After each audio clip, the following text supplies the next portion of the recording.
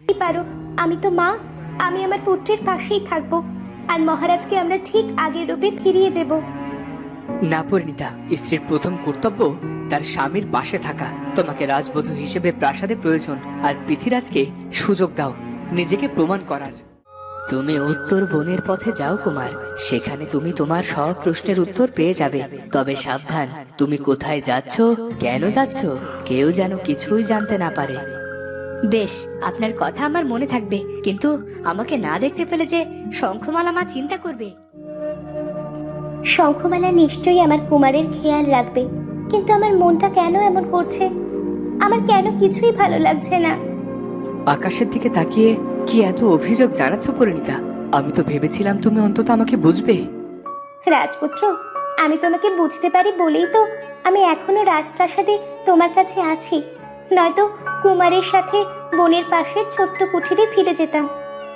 কুমার নিশ্চয় আমার উপর অভিমান করেছে, কিন্তু বিশ্বাস করো, কুমারের ভালোর জন্য আমার এই সিদ্ধান্ত। আমি সব জানি, তুমি যাও, গিয়ে ঘুমিয়ে পড়ো। আমার কিছু কাজ আছে, সেটা শেষ করেই ফিরে আসবো। লুকিয়ে কুমারকে দেখতে যাবে পরিণীতা, কিন্তু পিতামাতা হয়েও সেই অধিকার এখন আমাদের নেই। কুমার যে স্বল্প আয়ু নিয়ে এসেছে পরিণীতা, আমাদের কাছে থাকলে ওর বিপদ হবে। এসব কি বলছো রাজপুত্র? নিজের সন্তানকে ঠিক করে কাছেও পেলাম না, নিজেকে বড্ড অসহায় লাগছে। ওদিকে মহারাজের এই হাল, জাদু আয়নাতে শাহাদাতে বন্দি। ইরাবতীর কি হবে জানি না, আমি আর পারছি না। সব ঠিক হয়ে যাবে, নিয়তির লীলা কে বুঝতে পারবে বলো তো?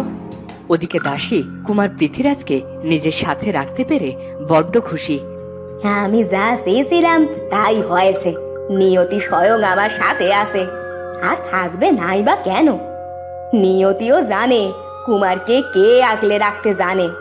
বড্ড রাত হলো, এবার আমি একটু ঘুমিয়ে পড়ি, সকাল সকাল আবার বের হতে হবে।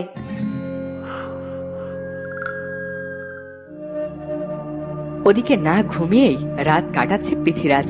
দাসী শঙ্খমালা ঘুমিয়ে পড়লেই সে বেরিয়ে পড়বে উত্তরের বনে। ভোর হয়ে এলো, এখনই আমাকে বের হতে হবে। শঙ্খমালা মা ঘুমিয়ে গেছে। ভালো থেকো শঙ্খমালা মা, কাউকে না বলে আমাকে উত্তরের বনে যেতে হচ্ছে। ভোরের আলো ফুটলো, চারিদিকে পাখির ডাক শোনা যাচ্ছে। কুমার পৃথ্বীরাজ হেঁটেই চলেছে।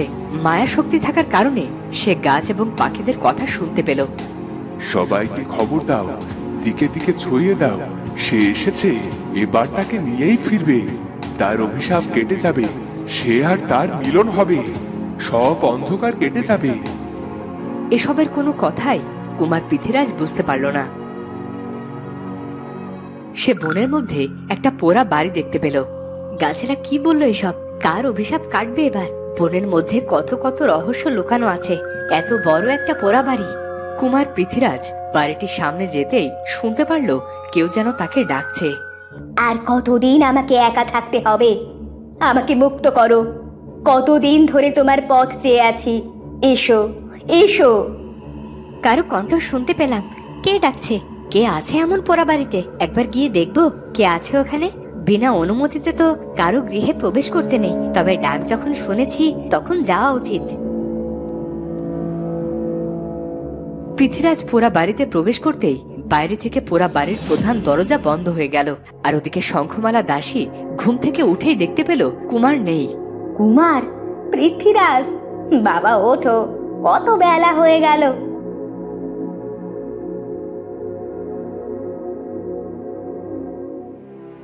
কুমার, এ কি, এখানে তো কুমার নেই।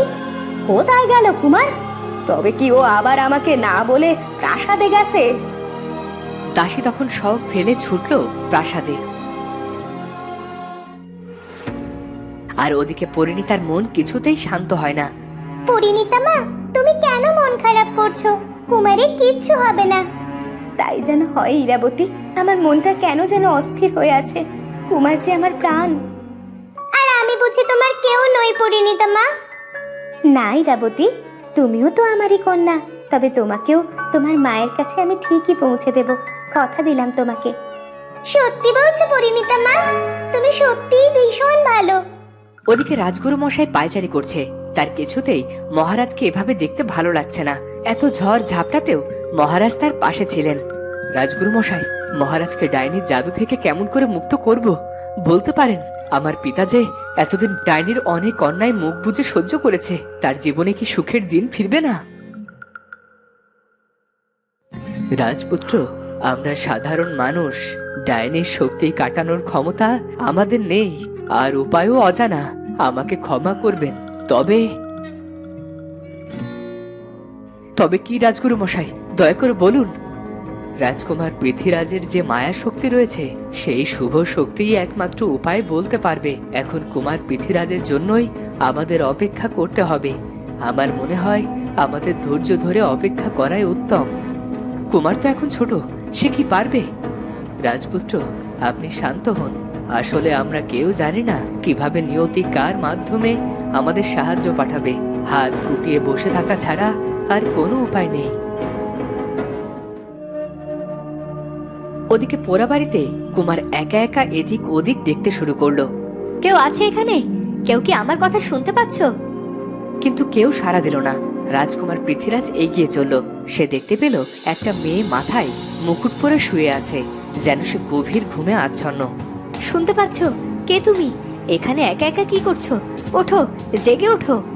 কিন্তু এতটাই গভীর ঘুমে সেই কন্যা মগ্ন যে পৃথ্বীরাজের কথায় সে সাড়া দেওয়া দূর, একটু নড়লও না। এ আবার কেমন ঘুম? বড্ড আজব ঘুম তো। মানুষের ঘুম এখনো এত গভীর হতে পারে? তখন পৃথ্বীরাজ পাথরের থেকে কথা বলার শব্দ শুনতে পেল। আমাদের ডাইনির মায়া থেকে রক্ষা করো, মুক্তি দাও আমাদের, আমার শেহজাদের ঘুম ভাঙাও, সাহায্য করো আমাদের। পৃথ্বীরাজ কাউকে দেখতে পেল না, তবে আর্তনাদের শব্দ শুনতে পেল। কে তুমি? আমার সামনে এসো। আমার আওয়াজ কি তুমি শুনতে পাচ্ছ? কিন্তু কোনো কথাই সে আর শুনতে পেল না, এমনকি কাউকে দেখতেও পেল না। অদ্ভুত এক জায়গা। আমি কথা শুনতে পাই, আর আমার কথা কেউ বুঝতে পারে না। কিন্তু এ যদি শেহজাদি হয়, তাহলে ইরাবতী আসলে কে? আগে এর ঘুম ভাঙায়, এর সাথে কথা বলে দেখি। পৃথ্বীরাজ তখন তার মায়ার শক্তি দিয়ে অদৃশ্য একটা প্রাচীর ভেঙে দিল। কিছুক্ষণের মধ্যেই মেয়েটা চোখ খুলল। পৃথ্বীরাজের কথা শুনে সে উঠে বসলো। কে তুমি? এখানে এভাবে কেন ঘুমিয়েছিলে? তুমি এখানে এলেই বা কেমন করে? আমি তো তোমাদের প্রাসাদে ঘুমিয়েছিলাম, এখানে এলাম কেমন করে? আর তুমি তুমি এখানে কি করছো? তুমি কে? আমি পৃথ্বীরাজ। আর তুমি? আমি পারস্যের শাহজাদী ইরাবতী। সেদিন রাতে আমি, মা আর বাবা ঘুমিয়েছিলাম। হঠাৎ বিকট শব্দে আমার ঘুম ভেঙে গেল। ডাইনি এসেছিল। আমার পিতাকে একখণ্ড পাথর, আরে আরে এই তো সেই পাথর। কি বলছো তুমি? আর তোমার মা? পৃথ্বীরাজের কথার কোনো জবাব না দিয়ে মেয়েটি দ্রুত গেল পাথর খণ্ডের কাছে। বাবা, ও বাবা, তুমি কি শুনতে পাচ্ছ আমার কথা? কথা বলো। পাথরের কোনো শব্দ না পেয়ে শেহজাদি ভীষণ কাঁদতে শুরু করলো, আর তার চোখের পানিতে পাথরটি ভিজে গেল। তখন সেখানে হাজির হলো পারস্যের শেহজাদা ধৃতিমান। আমার কন্যা, আমার শেহজাদি, ডাইনি একদিন কথার ছলে বলেছিল আমার উপর পানি ফেললেই আমি আবার আগের মতো হয়ে যাব। কিন্তু এখনো যে আমার পরিবার অসম্পূর্ণ। জানি না ডাইনি তারকা তোমার মায়ের সাথে কি করেছে। পারস্যের শেহজাদি বন্দি আছে এক জাদু আয়নাতে। আমাদের সেখানে যেতে হবে। কোথায় যেতে হবে আমাদের? বলো বাছা, তুমি তো আমাদের মুক্ত করলে, তুমি নিশ্চয় তার কাছে আমাদের পৌঁছে দিতে পারবে। আমার মা কোথায় আছে তুমি কি জানো? হ্যাঁ, আমি জানি। এসো আমার সাথে। তবে আমি তোমাদের পৌঁছে দেব, কিন্তু সেখানে প্রবেশ করব না। সেখানে প্রবেশের কোনো অধিকার নেই আমার। বেশ, তুমি যেতে না চাইলে জোর করবো না। তুমি চলো আমাদের সাথে, আমাদের পৌঁছে দাও।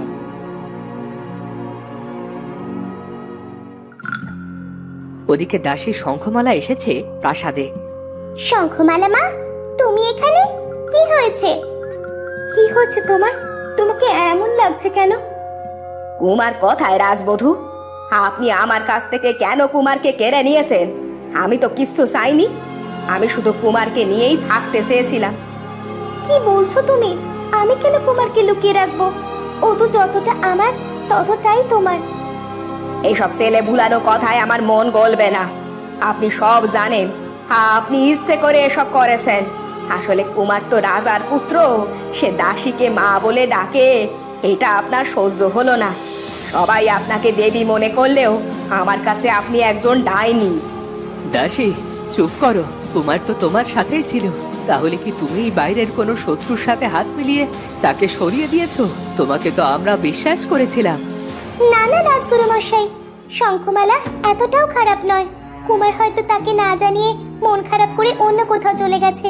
কাল তার সব আশা ভেঙে গেছে, তাই হয়তো। ইরাবতী, যখন বড়রা কথা বলে সেখানে থাকতে নেই। তুমি নিজের কক্ষে গিয়ে বিশ্রাম নাও। ওদিকে প্রাসাদে আসে শাহজাদা ধৃতিমান আর তার একমাত্র কন্যা শাহজাদি ইরাবতী। এটাই দক্ষিণ রাজবাড়ি, আপনারা ভেতরে যেতে পারেন, আমি চলি। বেশ, আবার দেখা হবে বন্ধু। তো বন্ধুরা, এবার কি জাদু আয়না থেকে শাহজাদি মুক্তি পাবে, নাকি আবারও আসবে নতুন কোনো বাধা? সেটা জানবো আমরা পরের পর্বে। আর আজকের ভিডিওটি ভালো লাগলে অবশ্যই চ্যানেলটি সাবস্ক্রাইব করে বেল আইকনটি বাজিয়ে দিও। দেখা হচ্ছে পরের ভিডিওতে। ধন্যবাদ।